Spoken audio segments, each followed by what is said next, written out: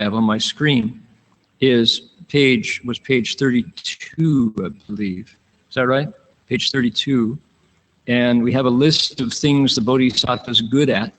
We're going to move on down through. We're going to cover a lot of text today. And before we get there, we're going to invoke spiritual presence. And on my screen, I have the opening page. It says, Homage to the Buddha's Flower Garland Sutra, of great expansive teachings in the ocean-wide flower garland assembly of Buddhas and Bodhisattvas. We're going to chant that in Chinese. So please join me if you care to. Namo Da Fang Guang Fu Ayen Ji Ayen Hai Wei Po Pu Sa Namo Da Fang Guang Fu Ayen Ji Ayen Hai Wei Po Pu Sa Namo Da Fang Guang Fu Ayen Ji Ayen Hai Wei Po Pu Sa Namo Da Fang Guang Fu Ayen Ji Ayen Hai Wei Po Pu Sa Namo Da Fang Guang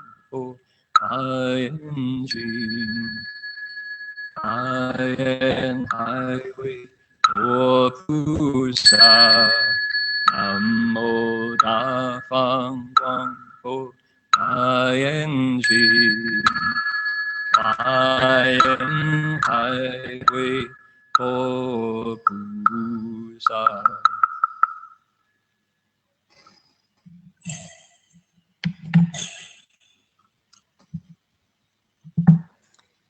Good indeed. Let's see, page 32 is where we want to be. Scrolling past, don't get seasick here. Watching the screen move like that. Here it is. This is where we're going to begin today. And let's jump right in. Page 32. I want to say that here in the Gold Coast, we have Dharma Master Jin Fu has joined us. Also Cliff Wong and Sam Ong. So Gold Coast is well represented here. And when the idea is that when we invoke spiritual presence, we invite countless Buddhas, Bodhisattvas, Dharma protecting spirits and living beings to come and join. And that's how our teacher explained it. He said that when you do it rufa, when you do it according to Dharma, they come. And all it takes is some sincerity, and to do it the traditional way with a pure heart and with a pure intent, that is to say. And they're only waiting for humans to get around to remembering them and inviting them. So we're separated by oceans physically, but through the magic of technology, the internet brings us face to face. So we can join with living beings around the planet to look into the Flower Garland Sutra's principles. Here it is. We'll start right here. Okay, I'll go ahead and let's do it this way. Instead of trying to get you to repeat after me, which is tricky when you're separated around the planet, let's read it in unison. Okay, I will highlight the section that I'm going to read. So you please read with me, those of you who can, in the Chinese, and then we'll switch over and do the English the same way. So we'll read the sutra together in unison. Here we go. Ready? 佛子举要言之，菩萨住此不动地，身语意业，诸有所作，皆能集集一切佛法。佛子菩萨住此地，得善住身心力，一切烦恼不行故。Okay? If this sounds familiar, it's because we have explained this before, but this is the start of a long series that I want to explain. So we'll just take a big deep breath and start over. Okay, here we go. To disciples of the Buddha, to summarize, when the Bodhisattva stays on this unmoving stage, everything he does with his body, speech, and mind can accumulate the Buddha's Dharma. Disciples of the Buddha, when the Bodhisattva stays on this stage, because here no afflictions run, he gets good at staying in the strength of deep thoughts. Okay. As is often the case in the Flower Garden Sutra, you'll get a topic sentence and then 9 variations of that same idea, and that's the case here. What we're hearing about is the Bodhisattva gets good at staying somewhere. Here's the Chinese. It's de shan zhu. This is verb, adverb, verb. Then there's an object, what he's good at staying in. So what I make of that, how that speaks to me, is to say this. My experience in meditating with the Buddha Dharma is that sometimes I feel like my wisdom lets me see further than other times. Sometimes I can see a connection. Oh, that makes sense. I can really see, yeah, that, that kind of follows, because I'm seeing clearly. Other times, it's like I wind up in a fog, and I see a little bit, but then it's gone again. It's clear, and then it's not clear. And what's in the way? Well, emotion, or fear, or desire, or something like that, that prevents me from making the connection that I would if my mind were clear. In other words, I'm not good at staying in that state, right? It comes and it goes. I'm not, the state of wisdom or insight is not constant. So here's the Bodhisattva who is good at staying in all these different states. So that's what this says to me. So everything this Bodhisattva does now is connected to principle. He never leaves the Tao. He never leaves the Dharma in anything he does, just like Confucius at age 70, who could do anything that came to mind, and he would not leave principle. He would not leave the middle path of harmlessness ever, right? Different from us, one step forward, one step back, right? So disciples of the Buddha, when the Bodhisattva stays here on the 8th stage, because he's got no more greed at all, he's got no more anger at all, he's got no more delusion at all. So he gets good at staying in deep thoughts. And these deep thoughts have strength because they connect with something that's already there in his deepest mind, which is, Shifu would say, yi zhong li yi. It's just a kind of principle. In our nature, according to this view of people, we have things coded in. They're hardwired. They're like a computer chip that's got roads that the electrons run through, right? And what are they? Well, for example, filiality, a sense of connection to your parents, and a sense of belonging. Compassion, that sense of being part of other beings when we see clearly, that's fundamentally there. And once we touch it, once we can really let our 6 senses interact with those, you could say the basic roads, the paradigms of our nature, then it's strong. You get a sense of a foundation. You're not flighty, you're not confused, it's strong. And you get better at it. Now he's shan, zhu, right? He's getting good at staying there in these deep thoughts. Doesn't come and go. Okay, moving on. Take a look. Oh, I wanted to say one more thing, one more idea here that just came to mind. Sorry, flipping back and forth here. Because no afflictions run here, how could that be? How could he have no afflictions? My understanding of it is because this Bodhisattva has seen through the self. His view of me and mine is different now. not there, you could say. He's no longer organizing his life around the story that he's in the middle and everything's important based on what he wants or she wants. That's the story that the marketplace tells us. The marketplace wants to sell us things, and so it puts us strongly in the middle with big, strong desires. I'm loving it. It's just the way I like it, right? I take my coffee this way. So every time I go into the gourmet coffee store, I can order just this the way I like it, right? A half decaf, shade-grown, cruelty-free soy latte with double hit of mocha. Just the way I like it. Don't quote me on that, right? It's not the way I like it, but you get the point. And the marketplace thrives on changing it a little bit so we can try that, see how my ego likes it, and sell it to me. So that's the story of me in the middle, the story of the big self. And so the Bodhisattva's been looking at that, just watching it kind of pop like a bubble. The self just, you see through it. They say, 看破放下. You see through it and you set it down, because why? Honestly can't find it. That's a story. Stories change.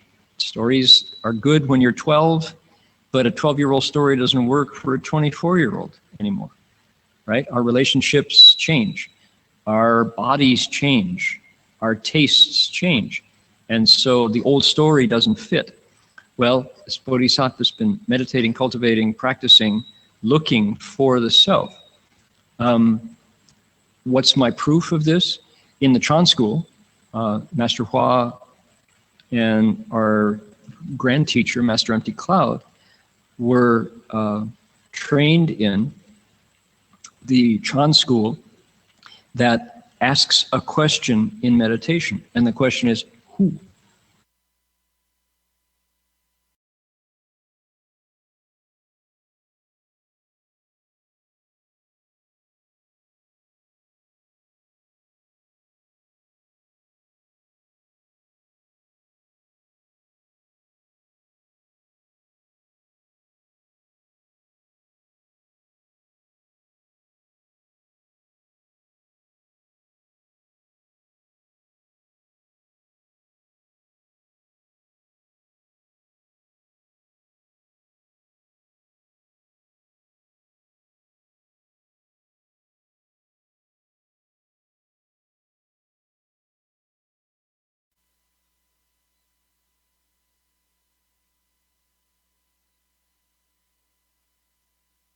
Bodhisattva says, oh, greed? Greed for what? Who gets the benefit of greed? That's a poison. Who gets the benefit of anger? That's a poison. Who benefits from delusion? That's a poison. No thanks. I don't want to poison myself. There's no self to benefit from these things. So let them go. Therefore, no afflictions run. Right? So it's because the self is not the boss anymore. The Bodhisattva is not invested in me in the middle and the most important one. So, okay, that's what I wanted to say about that. No afflictions. Okay, look at the De Shan Zhu. Oh boy. 1, 2, 3, 4, 5, 6, 7, 8, 9, and then the last one, which slightly change it, but essentially the same. Here we go. De Shan Zhu Sheng Xin Li Bu Li Yu Dao Bu. What is it? Because he does not leave the way, he gets good at staying in the strength of sublime thoughts. Everything this Bodhisattva does is connected to the Tao. And the Tao is this huge contribution that Chinese religious spiritual culture contributed to world heritage wisdom. Now, certainly in India, marga, right? The word marga, the path, the way, is a familiar one. But the Chinese formulation of the Tao so strongly threads through Confucian perspectives, Taoist perspectives, and Buddhist perspectives that something that's different from the Indian vision of marga, right, the path, is Indian religions, so many, the whole stellium, the whole, cluster of religions around Hinduism, Brahmanism, which are Western names for those religions, have to do with gods, lots of divine beings who are the center of the devotion. And if you look at Chinese religions, you don't find those beings with the same devotional focus from devotees. What do you find? You find the Tao. The Tao doesn't have a masculine or feminine face. Its functions, its principles, its use is in what's missing. Just the way a window, the value of the window is that it lets you look through. It's the missing part of the wall that gives the window its use, its function. You say the Tao works in that same way. I personally responded immediately as a 12-year-old when I first encountered the Tao, thanks to Seton Hall University Press, and I might add, our dear friend, the late John B. Zhu Jiaoshou, Zhu Bingmin, who was on the faculty at Seton Hall University when they published a series of bilingual texts, including the Sixth Patriarch Sutra, including the Xiao Jing, the Book of Filial Respect, and including the Tao Te Jing. Chinese and English facing. Dr. Zhu was responsible for that series. And I ran into them in the public library in Toledo, Ohio, and immediately when I found out about the Tao, I was like, yes, that is worth my attention. That's neat. Oh, that's neat. That is so cool, because I actually felt in my body the truth of the notions that arose. There's something that's always here, but you can't find it. You can't get it, but you can't let it go. 不可虚而离也. You can't leave it for an instant, but find it. Give me a handful of the Tao and you can't. That's neat. That's magical. And it's everywhere. Not the possession of anyone. You don't have to put on certain clothes to find the Tao. You don't have to pay money to a certain caste of people to get the Tao. Right? So that struck me as something I wanted to know more about. And so early on, the Tao just has been an unvarying compass heading in my religious life. And here, this Bodhisattva doesn't leave the Tao, and he gets good at staying in the strength of sublime thoughts. We have, that's not a Kurowang, who is that? That's interesting. Bird is, we're about to have a rainstorm arrive, and our bird is heralding the rainstorm. Good. Okay, what else? Take a look here. What I think I'll do to avoid going back and forth, I think I won't do these one by one. I'll read all the Chinese down to number 10 to the bottom of the page, and then read all the English to the bottom of the page, and then come back. Okay? So everybody with me here? We'll start right here and go all the way down. Here we go.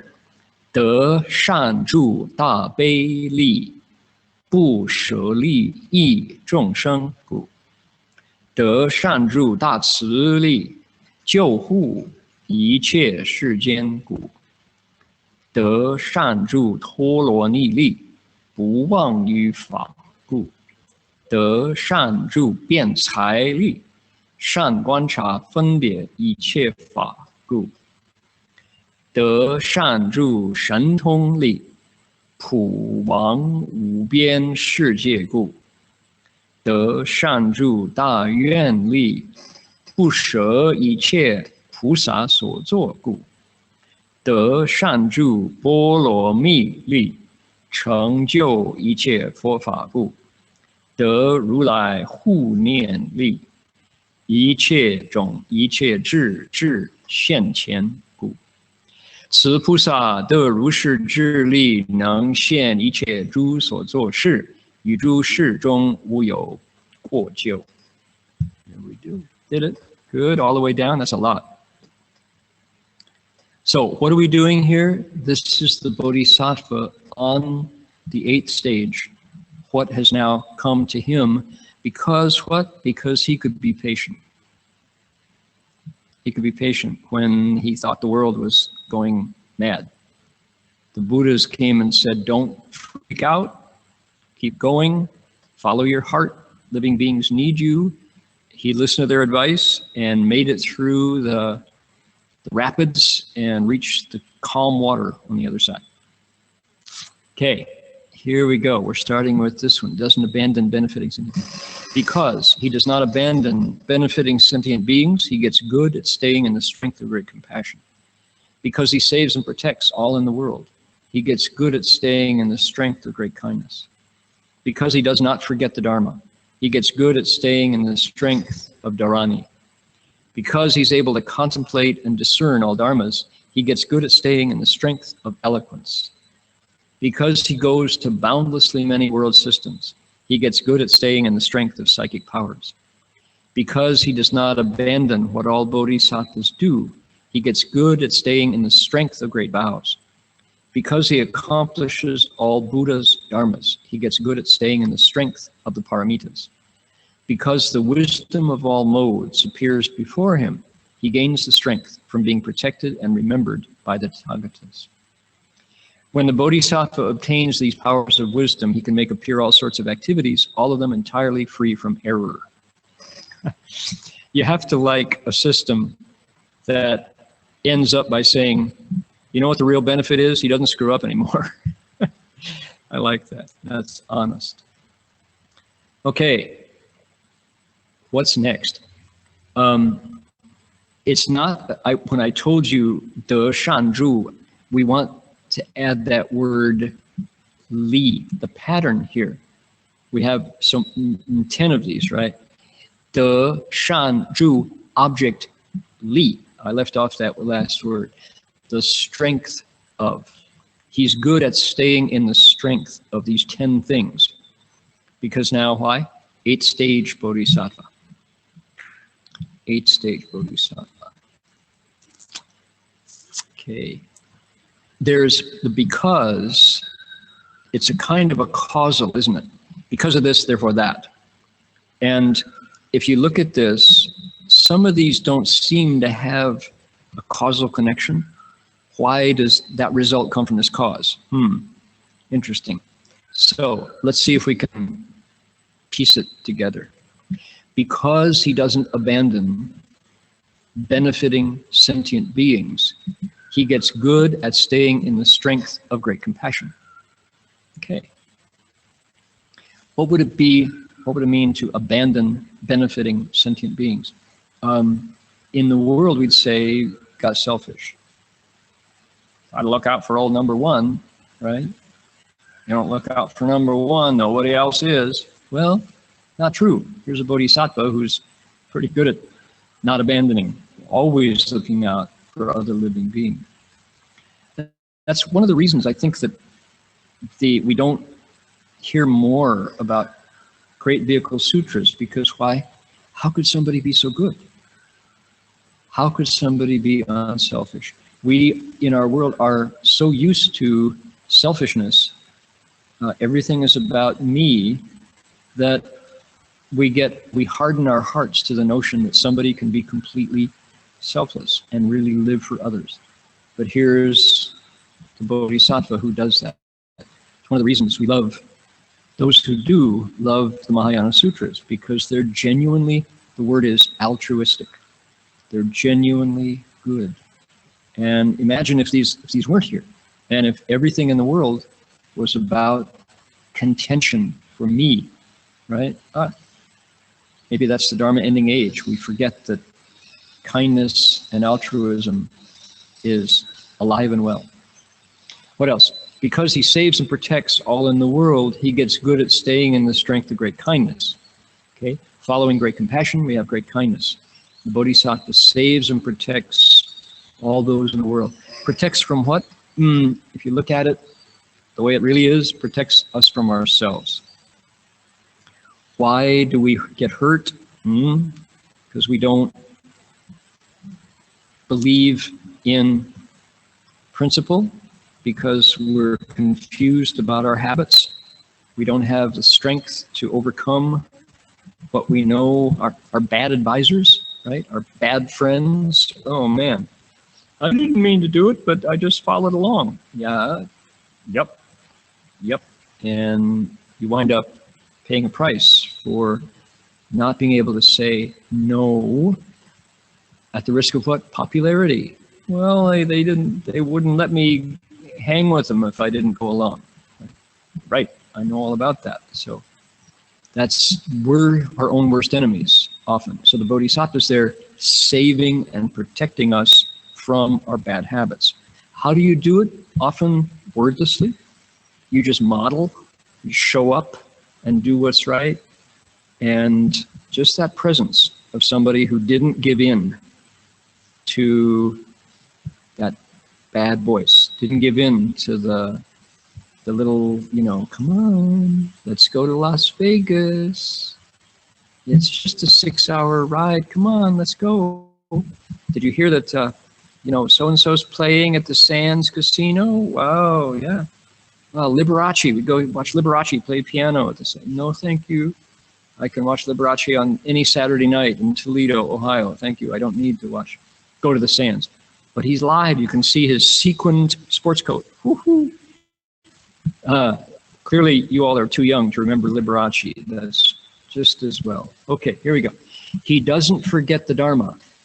He gets good at staying in the strength of Dharani. Ooh. What is Dharani? Dharani is one of the magic sides of Buddhism, Buddhist practice. And when we say magic, what is magic? Magic, you could say that magic is cause and effect, but it's a special kind of cause and effect. Magic, you would say, science doesn't recognize that you can put these elements together, recite a spell over them, and expect a result, and have it work time and time again, right? This is beyond science's knowledge. Well, how old is science? Science, they say what, 70% of the scientists who've ever lived are still alive? That is to say, the roots of what we consider contemporary science might have been in the 16th century, the Renaissance. And how long have, let's say, earth-based spiritualities been around? Well, the answer is as long as humanity has been around. It's a mistake to assume that everything worth knowing is known to science. That's actually historically impossible, since science is relatively brand new given humanity's longevity. So did people have no belief systems before science? Absolutely not the case, right? We had systems of healing, systems of medicine. We had abilities to manipulate physical world, and every culture had their own.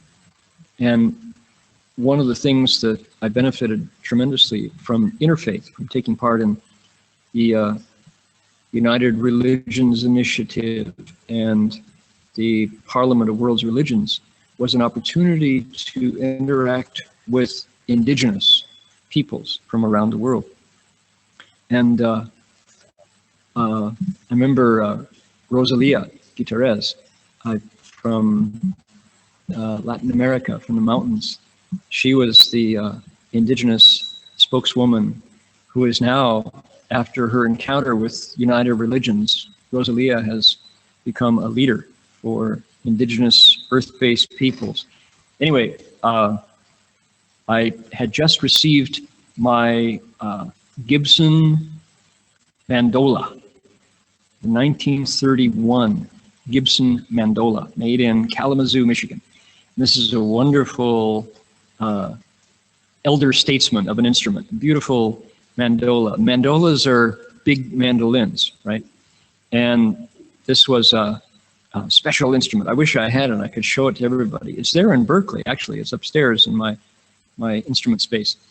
And this mandola had a rattlesnake rattle in it when I got it from Alan, our neighbor. And when you shook the mandola, the rattlesnake rattle would go like that. I'm sure you all want one, don't you? Every mandola should have a rattlesnake rattle, about 3 segments of a rattlesnake tail, like that. And so it had been, you know, in that musical form. The instrument had been together since 1931.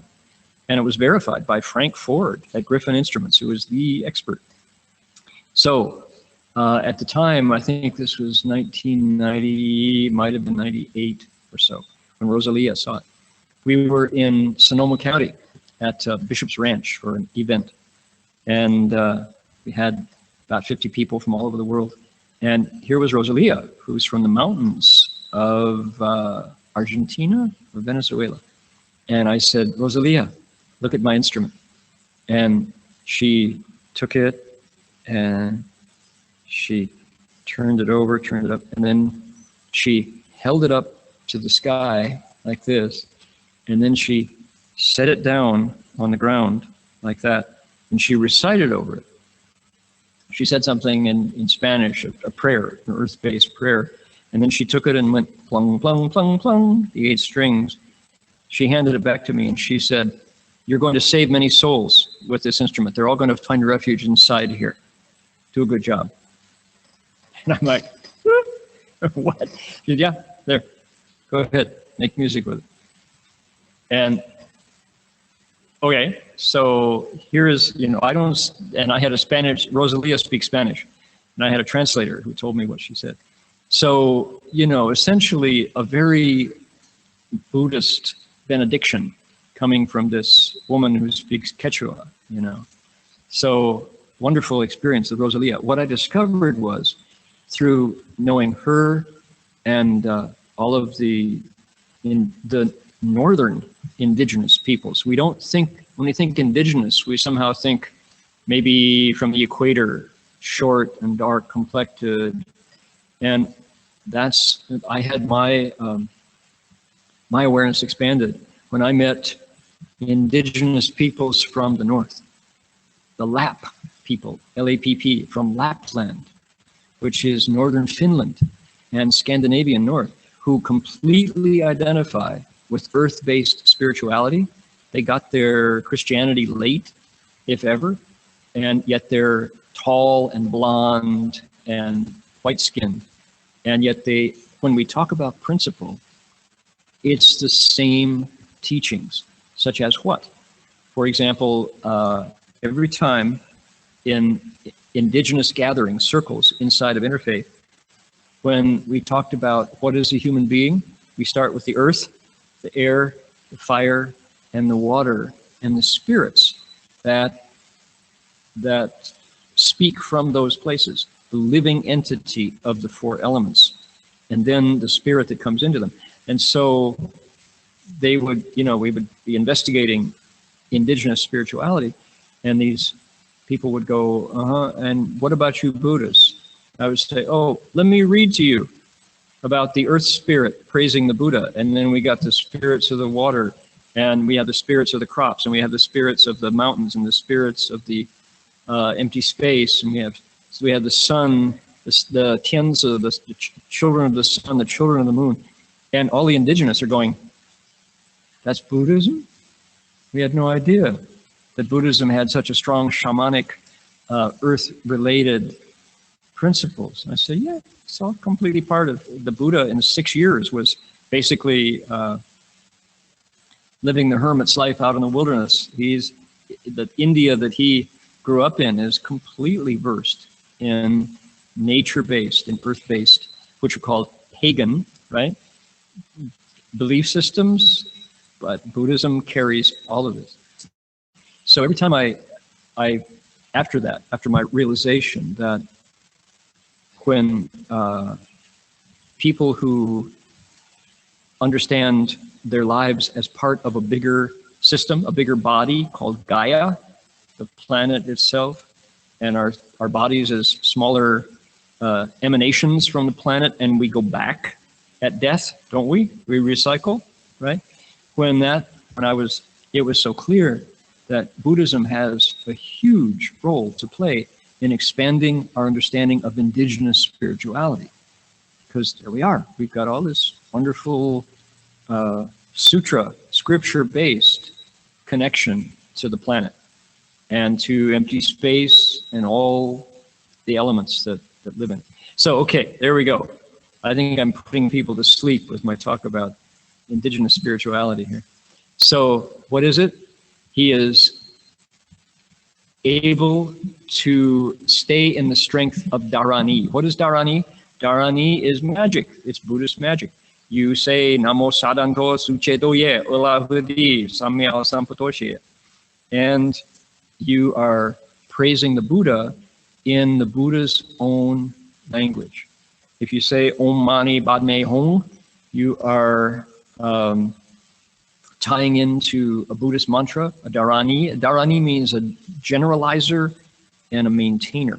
It collects things together and it holds them strongly. A mantra. Dharanis are mantras. They're also called Zhenyan, true words. And it's absolutely part of the Mahayana belief system that these Dharanis are sounds that we make that have the ability to create and to sustain. So he doesn't forget the Dharma. He sees a situation and recites a mantra. Hallelujah. Who else does? I'm going to tell you one more story about that. When I was in England, staying at Amaravati Buddhist Monastery, as the guests of Ajahn Sumedho, one day with Ajahn Sucitto, we went out on an alms round and walked through the lanes and the villages of local Sussex, Hemel Hempstead. I think I was visiting Chithurst when this story happened. And these are villages that maybe with 500-600 people, they're within walking distance of the monastery. So the monks line up, take their bowls, go out with their robes, walk through the lanes. There's no paving on the streets. These villages are so small that they're just, they kept the grass. And yet it's a discrete community with shops and all, but they decided not to run their cars. They didn't pave it. Very charming, quaint English villages. So what happened? When we arrived, we got the news that someone had just died. The young husband of a couple who had come to Chithurst regularly. They knew the person, and he overnight had just passed away suddenly, had a heart attack in his sleep, and at a young age he passed away. And immediately Ajahn Sucitto took charge of the situation and sat down and in the house and asked for an object that belonged to the person. In this case, it was eyeglasses, something very personal, right? I mean, person wore on his person all the time.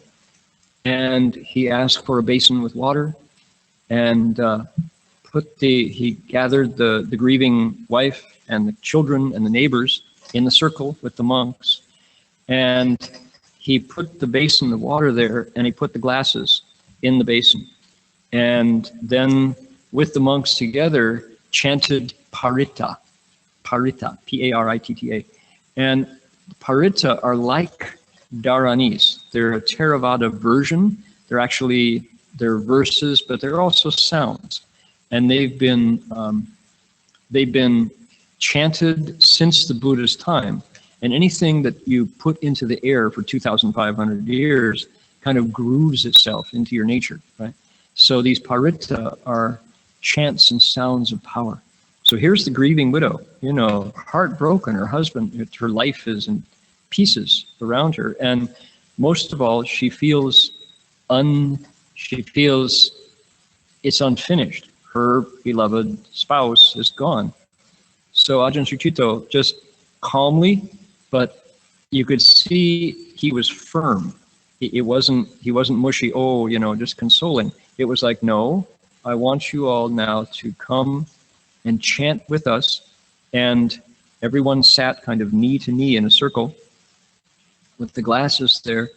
And he did the chanting of the Paritta, and then took the glasses and wiped them clean, handed them to the woman, and then took the water and scattered it outside on the corners of the house and poured it out and said, back to the earth.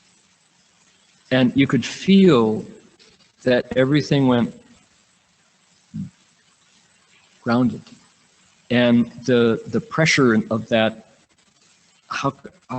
it just evaporated. And everyone exhaled and moved on. Yes, now we do the grieving, but he had gone back. There was no doubt that the chanting kind of provided a space for any soul or spirit to be there, and the hearts of the people were calmed, and the word is grounded, just returned.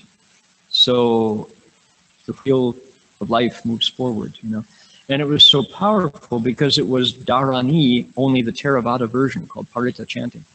And it was using the Dharma to take a real life tragedy, a crisis, right, the loss of a loved one, and use a technique that was ancient and yet immediately relevant and calm the situation and bring everybody's heart together. And then the human experience of grieving, began. But the fear was gone, the unfinished quality of that experience, the closure hadn't happened until the water soaked into the ground that had been holding the glasses that were the person's personal effects, right? So it was so powerful. And when we continued on our alms round that day, having done what monks do for this community, you could feel the presence of the Sangha, and what a gift having the life of the Sangha in the community is to people. So very powerful. I've always remembered Ajahn Sucitto's just his kind, firm compassion, and how healing that was, having somebody take charge and not just say, oh, we don't know why he left, no anger, no, shrieking. The times of passing can be traumatic and wounding, but it wasn't that at all. It was nothing like that. Very powerful. So that's the power of Dharani, recited from a compassionate heart. Mind you, Paritta are not Dharani, but they perform that same function, and it's a Theravada version. Okay, moving on here. Because he is able to contemplate and discern all dharmas, he gets good at staying in the strength of eloquence. There we go. Eloquence. He needs eloquence because sometimes all you have are your words to get people to see things differently about themselves, their lives, and the world around them. So eloquence comes up a lot. Monks are often called upon to be preachers of a sort. So what are the kinds of eloquence? I love the list. Usually they talk about 4. You have 4种辩才, 无碍辩才, 4 kinds of unobstructed eloquence. And one is eloquence in Dharma. That is to say, every experience that people encounter during the day relates to a principle. And if you've got this strength, that you can stay in the strength of eloquence, then nothing is unexplained. Everything connects to a principle. Number 2 is eloquence in phrasing. You are a poet. You can say things in a way that simply say it all. right? Last night here in this very hall, we had a chance to listen to Dr. Martin Luther King Jr. give his "I Have a Dream" speech there in Washington, D.C. on the Mall. And oh my goodness, Dr. King trained as a pastor in the African American Baptist Methodist system, and he crafted phrases that they hit the heart, and you feel like you've eaten a meal. They fill you up with the power of his eloquence in phrasing, right? And so we've got Fa Wu Ai Bian, we have Ci Wu Ai Bian, eloquence and phrasing.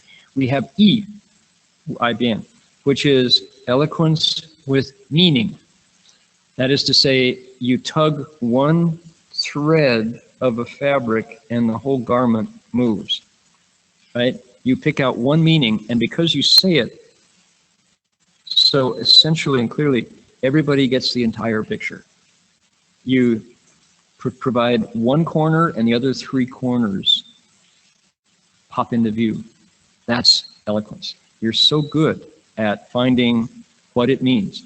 I remember Shifu used to, Shifu had this way that it was definitely a pattern that he used when he spoke Dharma.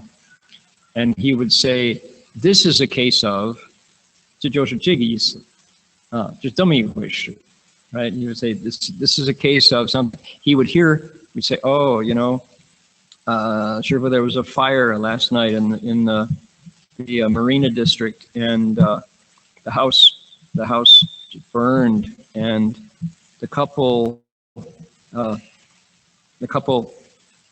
installed these security systems that were so good the firemen couldn't get in.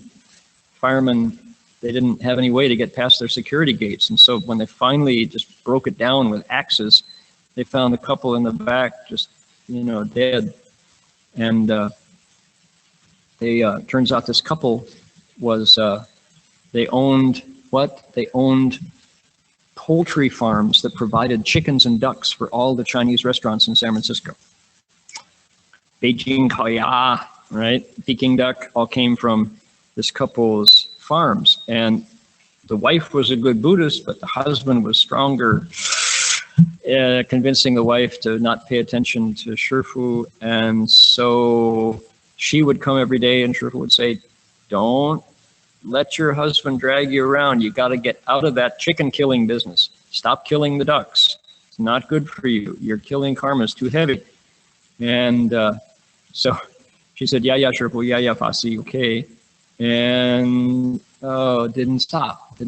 So one morning, woke up, saw the newspaper, a house in the Marina district burned, and the couple in the back, complicated by having built this house with a really strong security system, had succumbed to the smoke and died. Sure enough, it was the couple. And Shifu said, look at that. He said, didn't believe in cause and effect. We told him to stop selling chickens and ducks. And in the end, they were cooked just like Peking duck. He said, 就像北京烤鸭. This is a case of disbelieving in cause and effect. And everything speaks the Dharma. Shifu would always say, this is a case of, you know, and you think, right, there's the meaning. Kind of another way to say the eloquence in meaning is to say the moral of the story. Okay, the moral of the story. And sometimes it's better to not name it, just let people draw their own conclusions, but sometimes it's good to name it so that they get it, they clearly get it. Then number 4, and the one I like the most is 乐说无碍辩, joy in speech. There's a kind of eloquence where you just know the person is enjoying the opportunity to put this principle in words. Why? Because you enjoy hearing it. It just hits the heart just right. And that kind of eloquence is rare, but you know it when you hear it. There's of course, there are other, these are four. These are the classic four, which is eloquence, unobstructed eloquence of Dharma, unobstructed eloquence in phrasing, unobstructed eloquence in meaning, and then unobstructed eloquence in the delight in language, just the delight in words. There's a monk in China. I won't mention his name because it would embarrass him probably, but he's a young abbot in China and was a graduate of a philosophy department, and he's got this ability. He's got a very nice voice, and it helps that he's good looking. He looks like a classic monk, right? People, oh, that's the way a monk should look, and he looks like a和尚, But when he talks, he gets a smile, and you can see that part of his mind is thinking, here's how I'm going to phrase it. And sometimes it's classical. You can hear it's coming from Tang Shi Sanbai Shou, coming from the 300 poems of the Tang Dynasty, and other times it's coming directly from the street. Other times it's coming from internet language, and other times it's stern, straight Buddha Dharma. But it's his choice, and it's as if he were serving food that he knows is delicious. And people are listening and, that's good, that tastes good. Oh, try some of this. That's the le shuo wu ai bian, the eloquence in joy, delight in the power of language. I always enjoy listening to this monk speak, and happily, through the power of WeChat, I can actually, I've subscribed to their WeChat channel, so I can listen to this kind of eloquence pretty much any time, and they update it regularly. So eloquence, four kinds of eloquence. The Bodhisattva needs this as he teaches, and he is able to contemplate and discern all dharmas. So as things arise around him, he can see them, he can discern them, and he can put it into language that communicates it to people. How wonderful, right? Animals can't do that. That's one of the places where being a human is an advantage over being an animal. Animals' speech, they communicate, but it's limited. Humans have this eloquence. So, because the Bodhisattva goes to boundlessly many world systems, he gets good at staying in the strength of psychic powers. Okay, out of my league. Can't tell you that I've been to one world system, as far as I know, and somebody says, oh man, you should smoke this joint. You can go to boundlessly many worlds. No, I don't think so.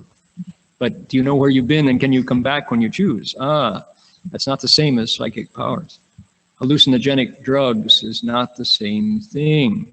And people always ask, well, hey, ayahuasca, isn't that just the same thing? And I have to say, honestly, don't know. But if it requires you swallowing something external and putting it in you before you get there, then right away it's not the same thing. Because this Bodhisattva gets to boundlessly many world systems completely on his own cultivation. No batteries added, right? No substances ingested. Never has to get busted or doesn't have to trust his dealer. You never know when the dealer hands you that stuff, what you're actually getting. Oh my. In college, I'm not going to tell that story. Probably people don't need to know that story about college dope dealers in the dormitory. So, because he does not abandon what all bodhisattvas do, he gets good at staying in the strength of great vows. Two indispensable criteria: great practices and great vows. And that's what makes bodhisattvas. And that's what distinguishes Guan Yin Bodhisattva from Earth Treasury, Earth Store. It's what distinguishes Samantabhadra from Manjushri. It's their practices and vows. Never abandons what bodhisattvas do, rescuing being. Because he accomplishes all Buddha's dharmas, plural, he gets good at staying in the strength of the paramitas. This came up the other day. We were talking, and prajna paramita was just, I forget what the context was. I think I was talking to Sam, and somehow the prajna paramita came up. And it was really clear that in terms of bodhisattvas, the sixth paramita is really the heart of the Mahayana Sutras. And what is prajna paramita? Paramita means, in Chinese, dao bi an, you cross over, go across. You're on this side, and there's something in the middle that you need to get over, and you find a way across. A paramita is a way that you get across. The classic description is, we're on the shore of birth and death, the shore of samsara, and there's a river of suffering, affliction, flowing by. And we need to cross over that to get to the other shore of nirvana, right? Where change, transformation ends. We neither come nor go any longer on the other shore. How do we get across? Paramitas. It's like a boat, like a bridge crossing over. And there are 6 of them, or 10, depending on which system you're using. And the last one is wisdom. So prajna is transcendent wisdom. What does it mean? How do you know when you're approaching prajna paramita? It results from hard work. And if you are able to understand the Vajra Sutra, you're functioning inside of prajna paramita. Not that you need prajna paramita to understand it. No, Vajra Sutra is understandable at all kinds of levels. But prajna paramita is through the realization of emptiness. That's where it arises. And you don't find Pali suttas talking about prajna paramita that much. Panya, yeah, similar, close. But there's a particular Mahayana version that arises that starts when you get to prajna paramita. From that personal realization of emptiness through your own meditation, you're able to benefit others. You can go into the fire and not get burned. You can stand in the mud and not get dirty. Your lotus blossom is unstained. Speaking of which, by the way, everybody awake still? Got a treat for you. I want you to see something, a photograph that I took 40 minutes ago. Here's a lotus. That's a real lotus, rooted in the mud. It's right outside the building here. Isn't that beautiful? Take another look. Here's a lotus. The only camera I had was my phone, so I took it on my phone. Isn't that lovely? That's an actual nebulum. What's the lotus family? Nebula splendum or something like that. Anyway, there we go. That's right outside. I can see it from where I'm sitting, right here. They grow in pots. Jin Fushi and Sam and the others and Cliff have been cultivating these incredibly beautiful lotuses. See here, I got one more. And you can see here is the last week's bloom. They don't last long. They bloom 2 or 3 days, they're gone, right? So what about those lotuses? That's the symbol of the paramitas, right? Symbol of the bodhisattva. Roots are deeply rooted in the mud, but the blossom is just spectacularly pure and beautiful. So, lotuses. Okay, because the wisdom of all modes appears before him, he gains the strength of being protected and remembered by the Tathagatas.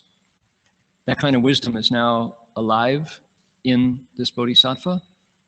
He accomplishes the Buddha's dharmas one by one, he gets good at meditating, good at reciting, good at chanting, good at lecturing, etc. And this wisdom appears before him, and the Tathagatas, the Buddhas, protect him. Say, yep, you're one of ours. We're gonna use you in the future. So you've got a job to do. Go out there and teach. So we'll take care of you. Don't worry. When the Bodhisattva obtains these powers of wisdom, he can make appear all sorts of activities, all of them entirely free from error. Okay, he's got strength, wisdom strength. He knows what to do in every situation. And look at this. He can make activities appear. What's the Chinese for this? 能现一切诸所作事. Okay? So, who does that? Well, think about, what do we got? In my explanation for good talks, we had Dr. King, I Have a Dream speech. Jin Chuan will remember we also played Hitler's speech, one of Hitler's speeches, the Triumph of the Will speech. And I couldn't listen. I had to turn it off after about 30 seconds because it vibrated in a part of my body. It made me feel very uncomfortable.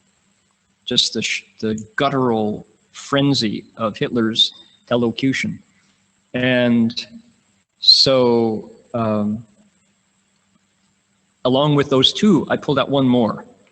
And it was Aragorn, also known as Strider, before the Black Gate in The Return of the King by Tolkien.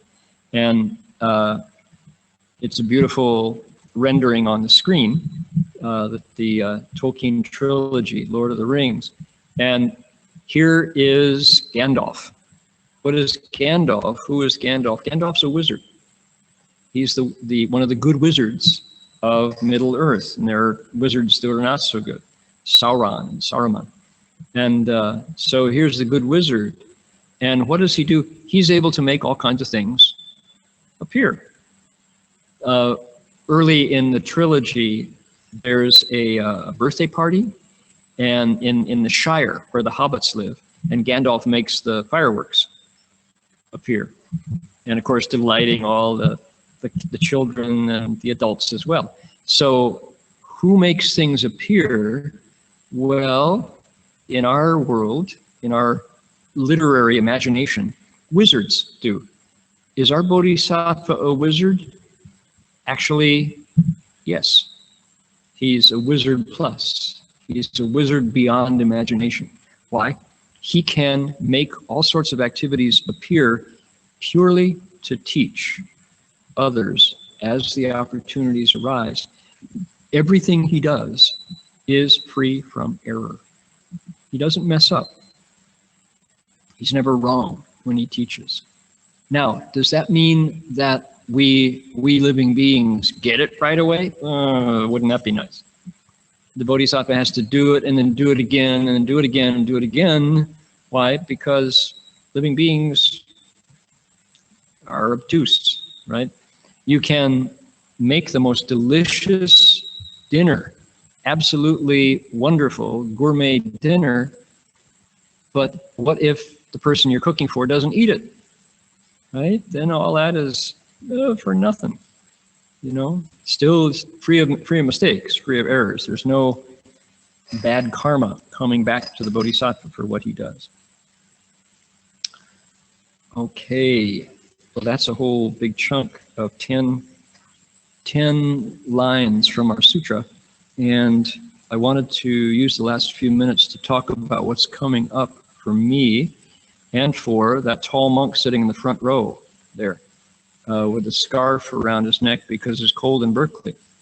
We just had a monster rainstorm come through here, but I see it's chilly in Berkeley. Heng Sure, that's the monk I'm referring to, is about to go to Hangzhou, China with me. His trip is taking him to Hong Kong and also to Beijing. I'm just passing through Hong Kong, but I will go to Beijing. And we're going because I've been invited to teach at Lingyan Monastery in Hangzhou, which has been there since the 4th century. And the class I want to teach is, I'm going to teach is how to speak Dharma in English. I'm going to be teaching in China to monastics handpicked from all over the country, who I'm assured, they tell me they can speak English. And then they go, well, most of them can. Most of them can speak English. Well, okay, that's good enough. So I'm going to be teaching for 20 hours, 3 hours for 5 days, on passing on some of the things that I've learned from directly from Master Hua, and also things that Martin Verhoeven, Professor Verhoeven, has taught. Jin Chuan has attended a lot of these classes and passed on his notes. So I'm putting together a bunch of best practices in speaking Dharma gathered from Master Hua's traditional explanation of how it was done in the Tiantai school traditionally, and then what his advice for myself and for Marty. And then just my own experience over 20, 30 years of explaining sutras. So Master Hua taught in many, many ways, and he taught everybody differently. Like if he was the Bodhisattva cooking the food, it was a different meal for every individual. And so everybody got a chance to meditate. We all learned to recite the Buddha's name. We all understood the value of precepts. Some people picked up mantras, others picked up more. And for some reason, I totally did not expect. I got taught about explaining sutras. And so somehow that has made it to China. So I got invited to come and be the first one to initiate Dharma speaking in English to Chinese monks in Hangzhou. So Jinwei Shi and I are going. And what that means is on the 18th and on the 25th, for me, those are Sundays. For you, those are Saturdays. I won't be explaining the sutra. Okay? So Jinwei Shi, Jin He Shi, who is returning soon, Jin Fo Shi will work out what text to explain. So the Dharma wheel will continue to turn. The sutras will be expounded at Berkeley, but I will be in China. And I got really good feedback from last week about the sutra lecture that the two of you gave. So this coming week will be your turn again. We started our program of 2 lectures from Australia, 2 lectures from California per month, right?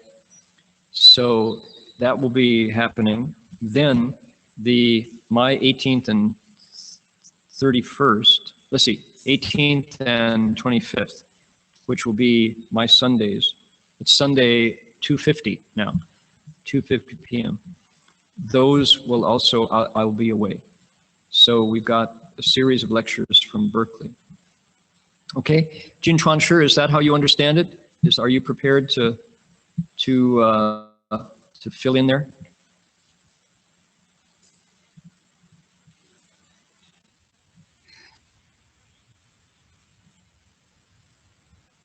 Okay.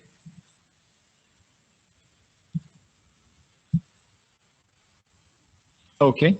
All right.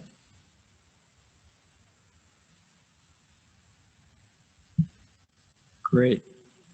Okay. Great. Okay. I want to capture this opportunity to focus on speaking Dharma. I'm going to try to make the lessons. With Jinwei Shi's help, we're going to make a booklet or a series of slideshows on issues, standard issues. I'll bring up It's a little iffy whether you all can see this, but let's try this. Here's some of the things we're going to be talking about. For example, you have to figure out who's the audience. Are they Western educated, therefore skeptical? Are they Buddhist faithful, who always show up and have no questions at all? They're just devotees.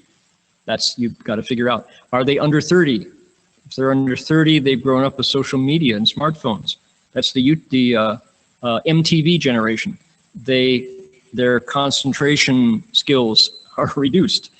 They're used to quick cuts and everything happening on the screen. Are you explaining a sutra, or are you giving a Dharma talk? Different. What about the Dharma request? What about the other traditional ceremonies? You don't want to do too many ceremonies. Get to the sutra. Do you use a slide presentation, or do you let the images happen in people's minds? What about different languages? Do you need translation? We just came back from Poland and Malaysia, where we had simultaneous translation with equipment. It was wonderful. We saved maybe 40% of the total lecture time by having translators speaking into microphones and those who wanted translation having an earset. If you don't have that, sit in an area. The left corner is for Mandarin, the right corner is Vietnamese, or vice versa, right? Figure how long is your session? What are the audience sitting on? How long can they sit? What about no microphone? Can you do it without a mic? If you have a mic, do a sound check, right? Avoiding habits of or ah, jigga jigga, or you know. Do you consider the possibility of music helping the medicine go down? That's a good idea, etc. Then we have all of this: stage fright, nervousness, delivery skills. These are, I'm going to stop right here because you can see it goes on and on and on and on and on. A lot of this was gathered by Brian Conroy when he gave a series of talks at CTTB and also at BBM on the actual physical process of speaking. And mind you, all of everything I said just now is about the externals. I didn't say anything about the Dharma yet. How do you select a principle? How do you choose your stories? How do you explain? What method do you use and all? So Marty, in his Sixth Patriarch Sutra lecture, had a series of Dharma speaking tutorials. So I'm trying to pull all this material together so that we can actually, when we're done, we have something that we can share and pass on. So that's the idea. I'm excited about this opportunity and grateful for a chance to, this is the first time, it's a big experiment. I never had 50 Chinese monk students in Hangzhou before, so we'll see how I communicate, how it works. Okay, do you want to, before we transfer merit, do you want to give some announcements there? Either Jinwei Shi or Jinchuan Shi? Yes, so tomorrow we have 1 day Buddha recitation, slow walk Buddha recitation, start at 7:30 a.m. until 4, I guess, right? 4:30 or 4:30. On Monday, 7:30 p.m., it will be the class led by Doug Powers, Buddhism for the Modern Mind. Wednesday, Stephen Taylor will have his class. He's teaching about happiness and how to live meaningful life. Thursday night, Insight Meditation, Berkeley Insight Meditation Community. Friday, Marty class. All start 7:30 p.m. I think it's just it. And Bhikkhu Bodhi will give tomorrow. So maybe Jinchuan, can you explain? So we're very fortunate to have Venerable Bhikkhu Bodhi coming to give actually a month-long lecture series at the City of 10,000 Buddhas. Tomorrow he'll start by giving a public talk called Planting Wholesome Roots, coming from the Pali tradition. What do the Pali Suttas talk about? We call it good roots, right? What does it mean to plant good roots from the Pali tradition? He'll give a lecture in the CTTB Buddha Hall at 7:30 p.m. So if people are interested, you can. I don't think we have currently a webcast plan, so you'd have to actually be there physically to be able to participate. And then after that, he'll be giving a 10-course series on the Abhidharma.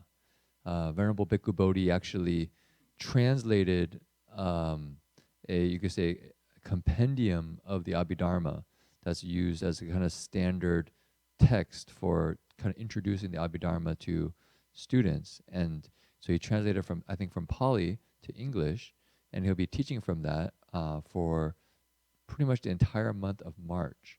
So we have something like, I think, maybe 50, 60 students signed up to do the whole thing, and maybe another 30, 40 who are going to be dropping in.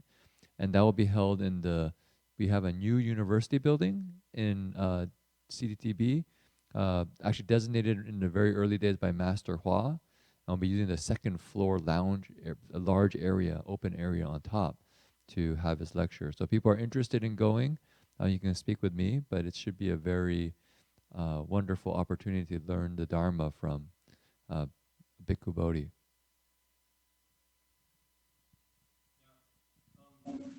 Everything that Jin Chuan said about that, I underscore.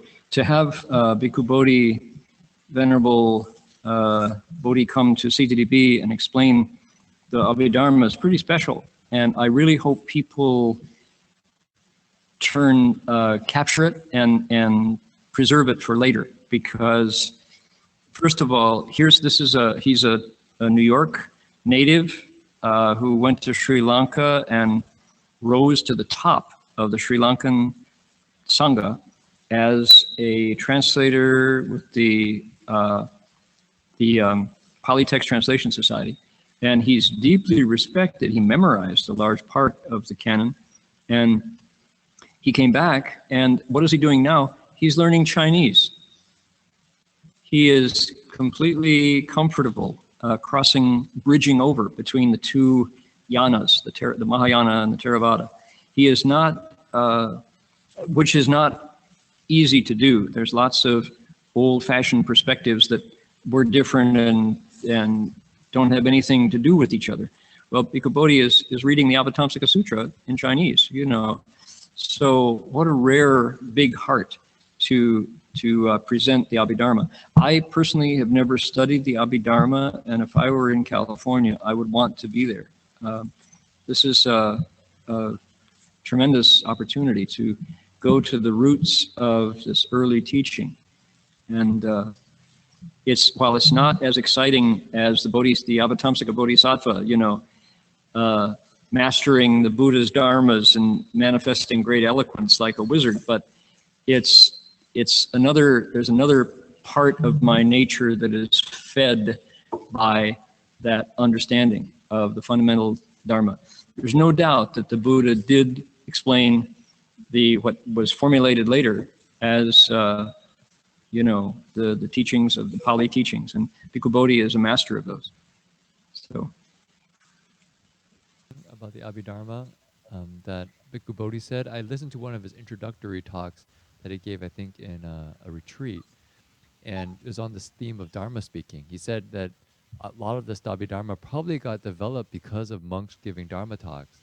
And he gave an analogy of an example. Say a monk has to give a Dharma talk, and he thinks to talk about the Four Noble Truths. So the Four Noble Truths, and the Four Noble Truths, each thing is listed, and then the Four Nobles have the Eightfold Path. And the Eightfold Path, you have each one of those listed. So, if you had to kind of give a talk for, let's say, 5 minutes, you have material. If you need to give a talk for an hour, these lists give you a lot of material. You can keep building off these lists. So this is, he thought, was a very useful tool for monastics wanting to teach the Dharma. Because the Abhidharma is not, you could say, as Heng Sure said, the most exciting text. It's almost like an encyclopedia of the Dharma. It gives you a term and it defines it very precisely. What does it mean by suffering? What does it mean by the third noble truth? I mean, it explains it in great detail. So that's kind of the spirit of it. Great. Okay, thank you for that. I have a happy announcement to make, which is Ali the Kookaburra returned this week. I know that Ali has a lot of fans on the internet community. Here he is. But Ali has been gone for a year, and now he's back. Here's a very personable kookaburra. He's got some veggie ham on his beak here. That's why what that white thing is here.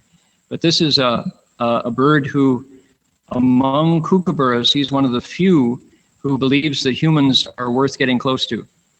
Now, it may have something to do with the fact that we give him veggie ham to eat, but I would not want us to think that the bird is cynical or is using people, but he is indeed a charming, personable bird, and he just showed up. We've been waiting for him for a year, couldn't see him, couldn't find him, and there he is. So we're delighted that our bird has returned, and let's see here, we got another picture of him. Oh, there we go, that's it, yep.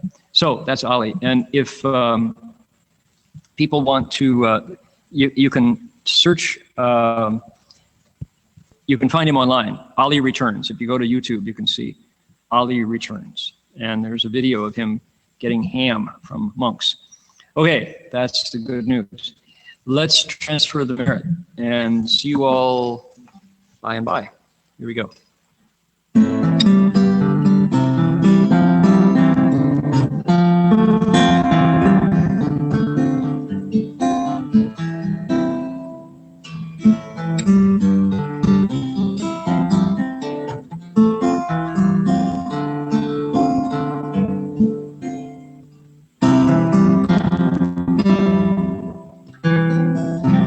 May every living being, our minds as one and radiant with life, share the fruits of peace, with hearts of goodness, luminous and bright. If people hear and see, our hands and hearts can find in giving unity. May our minds awake to great compassion, wisdom, and to joy. May kindness find reward. May all who sorrow leave their grief and pain. May this boundless light dispel the darkness of their endless night.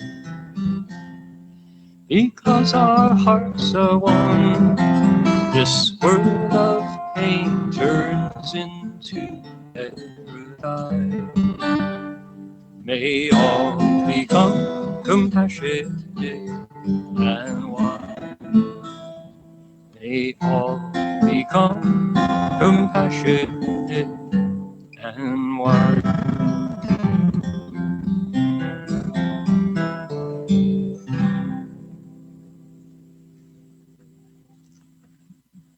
Omitofo, Jin Chuan Shi, you want to lead everybody in bowing? We'll see you all again. Bye-bye. Okay, everyone please stand.